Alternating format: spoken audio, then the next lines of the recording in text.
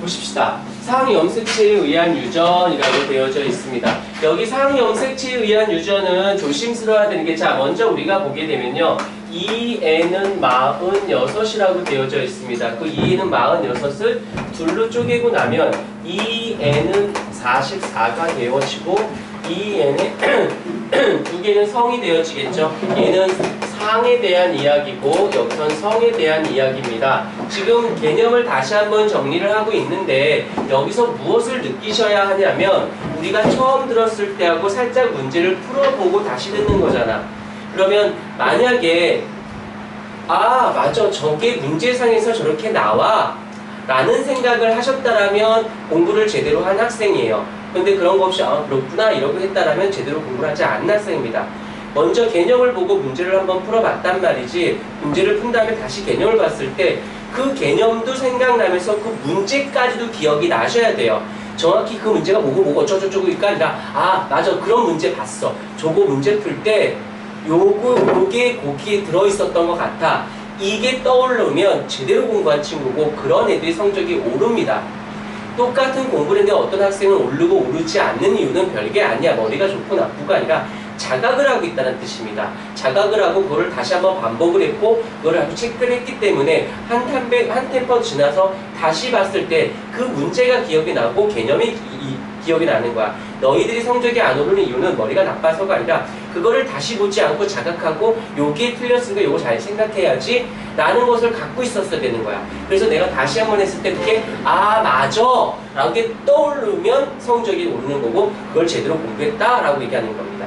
근데 그렇지 않다라는 거 다시 한번 반성하시고 꼭 자꾸 체크하도록 하셔요. 자, 여기서 상염색체와 성염색체가 되어 있어. 당연히 성염색체에서 남성과 여성으로 비교한다면 XY로 되어 있고 XX,X로 돼서 두 개가 있는 거잖아.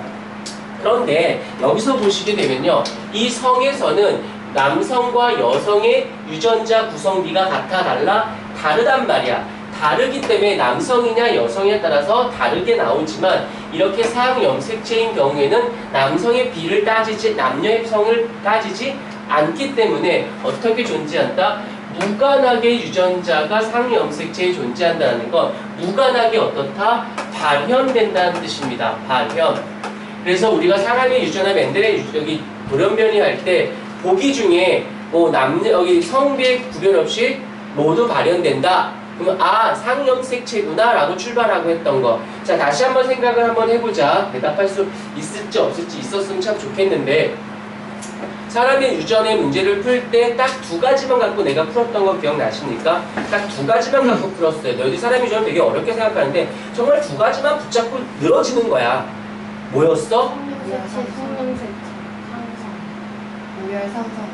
맞아요. 그냥 뭔지 몰라도 외워놓고 출발해. 중요하다고 선생님이 중요하다고 하면 그냥 외워버려.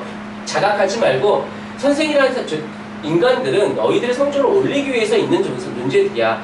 그러면 그게 필요하니까 이거 해 라고 하는 거고 그거 필요 없어 라는 건 필요 없기 때문에 하라는 거거든. 하지 말라는 거거든. 일단 딱 나왔어. 우열 상성이야. 그거 문제 푸는 거야. 누가 우성이냐 누가 열성이냐 따지는 거고 여기가 상염색체에 의한 것이냐 성염색체에 의한 것이냐 그 중에 나오는 게 이거는 뭐가 되는 거냐면 우열적인 부분도 되고 상성도 다 되잖아. 왜냐면 얘가 상성에 따라서 우성, 열성 다 잡아낼 수 있는 거니까 이거 잘 잊지 않도록 하시고요. 그 다음에 상염색체에서 단일인자 유전이라고 되어져 있고 그 다음에 복대립 유전, 그 다음에 밑에 보면 다인자 유전이라고 되어져 있습니다. 단일인자 유전 절대 실수하지 마. 얘 일단 머릿속에 뭐가 나와야 되냐면 이 분리의 법칙이 나중에 가면 이 분리의 법칙을 정말 핸들링, 자유자재로 어떤 모르겠어. 그건 분리의 법칙으로 풀고 출발하는 거야. 그냥 무조건. 연관도 분리의 법칙으로 가는 거고요. 중간 유전도 분리의 법칙에 파생되는 거고 독립은 분리의 법칙의 연장선상인 거야. 그러면 우열의 원리는 뭐야? 우열의 원리가 된 다음 잡종이 나와서 분리가 자가교배를 해서 분리가 되는 거잖아. 모르겠으면 분리를 무조건 풀고 출발해. 뭐 끌고 들어가. 어떻게 해요? 해봐야 되는 거지. 분리. 단일인자 유전 왜 분리냐라고 한다면 분리가 알겠지만 잡종인 자가교배를 했을 때 3대1로 나오는 거잖아. 라고 했었을 때 여기서 보게 되면 한 쌍의 대립 유전자가 있고 여기서 이제 살짝 써줘야 돼. 한 형질을 결정하는 데서는 한 쌍의 대립 유전자가 존재한다라는 거. 오케이, 잊지 않도록 하시고요. 이 대립 유전자라고 하는 단어가 나오면 떠올려야 할 단어가 하나 더 있다. 무엇이냐면요, 바로 상동염색체입니다. 상동염색체. 부계로부터 하나 받고 모계로부터 하나를 받습니다. 그러면 부계로부터 받고 모계로부터 받았으니까 이들의 관계는 반드시 같을 이유가 없죠. 부모는 내 기준에서는 둘 다 부모지만 이들끼리 봤을 때는 무총관계잖아. 유전적으로 아무런 연관관계가 없는 집단이야. 아무런 관계가 없어. 그런데 여기에서 내가 A가 왔으면 여기도 A가 될 수도 있지만 여기서는 A가 있으면 여기가 O가 올 수도 있는 거, 스몰 A가 올 수도 있는 거 아닐까? 이렇게 대립 한 쌍이 같을 수도 있지만 다를 수도 있다는 게 한 쌍의 한 세트가 하나의 형질을 결정한다는 거. 그 다음에 여기서 이제 표로 나와져 있긴 하지만 되게 우열 관계가 뚜렷하다. 대개야 완벽하게 그렇지만 우열 관계가 뚜렷하대. 그러면 우성, 열성이 뚜렷해. 그러면 그대로 우열의 원리로 문제를 푸는 경우는 정말 요만큼밖에 없어. 우열의 원리가 나와서 그 다음 누구로 내려간다? 분리의 법칙으로 내려가기 위해서 우열의 원리를 던져준단 말이야. 그렇기 때문에 바로 분리의 법칙으로, 분리의 법칙. 기억이 나는지 모르겠다. 이 분리의 법칙을 우열 관계는 어떻게 할 수 있게? 라고 물어보면 뭐라고 대답할래? 누가 우성이고 누가 열성인지 어떻게 알아? 우성끼리 했을 때 새로 자손에서 발현되면 그가 우성이고 발현되지 않으면 열성인 거지. 부모에게 어떤 게 발현됐어? 분리의 법칙, 분리의 법칙. 둥근한두인데 라지알, 스몰알, 스몰알 때문에 주름진 게 나왔죠. 그러면 이 주름진 거 보고 너가 열성이야. 분리의 법칙으로 우열 관계를 따졌단 말이야. 문제를 풀 때 보면 이 말이 무슨 말인지 너희들은 알아먹어야 되는 거야. 문제풀이를 했으니까 내가 문제풀이 이만큼 많이 했어? 정말 필요한 몇 개만 했었죠. 그리고 다시 한번 이론을 통해서 다시 한번 자각을 해야 되는 거야. 그리고 또다시 문제를 푸는 거야. 나는 머리가 나빠서 한 번에 탁 해가지고 탁 때려쳐서 확 득도하고 이런 거 못해. 그렇게 가르칠 능력도 없고 할 수도 없는 거야. 그렇게 공부하는 애도 없고 계속 반복해서 차근 끌고 올라가줘야 되는 부분이거든.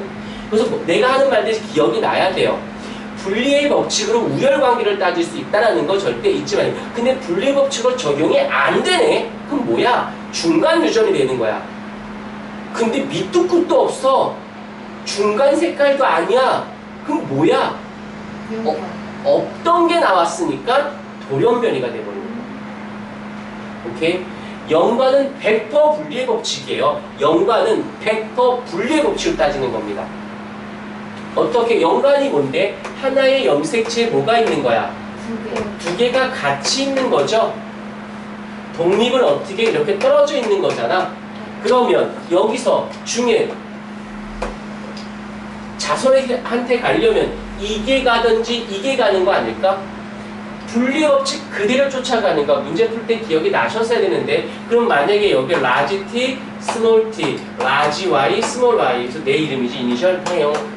그래서 이렇게 됐어. 지금 진짜 수업 중이지 않니? 라고 했어. 그러면 내가 문제 풀 때 어떻게 하라고 했더라? T만 하나 가지고 어휴, 훌륭. 넌 수업도 들었나? 그때? 한번 이렇게 나오면 얘를 지우라고. 그럼 이거 분리의 법칙하고 똑같은 거 아닌가? 분리의 법칙이잖아. 분리의 법칙. 그럼 그대로 해. 라지 t, 그 다음에 라지 t, 스몰 t 보이나? 그 다음에 스몰 t잖아. 여기까지 됐습니까? 근데 연관에서는 어떻게 되어 있었어? 얘가 스몰이었단 말이야. 그러면 라지가 있으면 한 염색체 있으니까 무조건 쫓아다닐 수밖에 없는 거잖니? 그럼 무조건 라지가 있네. 그러면 라지 y 나중에 해도 된다라는 거야. 이걸 한 방에 보면요 좀 헷갈려. 처음에 할 때는. 그러니까 쪼개서 해. 그것이 몇 번 하다 보면 분리의 법칙이구나. 그게 익숙해지면 그때는 같이 봐도 무리가 안 따른다는 거야. 연관을 아이들이 많이 어려워라 하고요. 연관이 어려운 거 맞아. 연관 나오면 일단 3점짜리로 출발하는 게 또 맞아. 그거를 조금만 방식을 조금만 달리하면은 훨씬 더 쉽게 접근할 수 있습니다. 잊지 않도록 눈 쉴 때 저렇게 쓰면 안 돼요. 절대 안 되지. 논술에서는 읽다가는 큰일 나죠. 이런 무조건 틀렸다고 저 이런 장난해? 이러고. 왜 이러냐면 수능은 어차피 보기 중에서 1, 2, 3, 4, 5 중에 하나만 찝으면 되잖아. 정말 얘가 진짜 서울 연고대를 갈 수 있는데 실수해서 틀렸어. 근데 얘는 5등급인데 맞췄어. 그럼 얘가 잘하는 거야. 그러니까는 수능으로 뽑는 비중이 낮아지잖아. 30%밖에 안 뽑잖아. 왜? 분별력이 좀 떨어지니까. 상위권 대학에서는 교과가 줄자니 상위권 대학에서 학생부 교과를 적게 뽑아 10% 초반대로 뽑거든. 왜겠어? 분별력이 떨어지니까. 학생부 종합이나 논술 비중을 많이 뽑아. 왜? 분별력이 좋으니까. 무슨 말인지 이해가 되니? 순위에서 이렇게 보고 논술에서는 그래서 논술 공부를 해놓으면 제대로 스탠다드하게 정확히 해놓으면 수능 문제는 쉽게 보인다. 잊지 않도록 하시고요. 그래서 지금 여기서 보게 되면 우열관계를 따졌어. 우리가 이걸 보고 RH에 대해서는 플러스가 우성이고 마이너스가 열성이구나. 이런 거 하지 않아도 돼요. 왜? 우열관계는 분리법칙하고 가교들을 통해서 내가 잡아내면 되지 알고 있어야 할 이유가 전혀 없습니다. 자, 그 다음에 여기서 이제 성염색체에 대한 것이 나오는데 일단 남성과 여성의 비가 이렇게 쪼개지게 됩니다. 그래서 남성은 되게 간단해. 어떻게? 정상이니 에바니 둘 중에 하나만 잡으시면 돼요. 그 다음에 여자일 경우가 좀 문제가 되는 거지. 여자일 경우에는 일단 여기 조심해.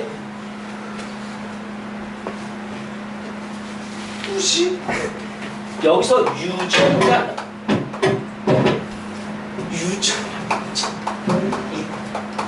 유전자형과 표현형이 나뉘어져 있다라는 거 잊지 않도록 하세요.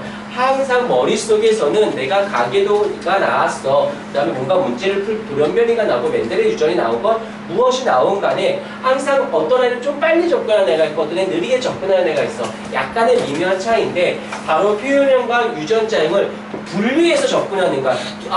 분리의 법칙이 아니에요.